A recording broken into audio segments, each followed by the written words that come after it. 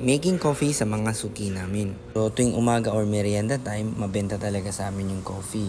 Minsan hot, minsan cold. Parang yung jowa mo, minsan hot, minsan cold din.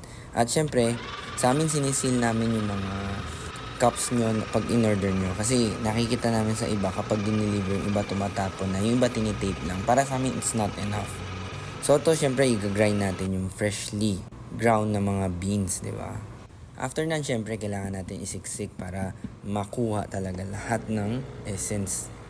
Kaya sa mga mahilig sa kape dyan, ay itry nyo yun sa amin dahil kakaiba yung ginagamit namin. So usually milk ang ginagamit sa amin, iba ang ginagamit naming dairy product.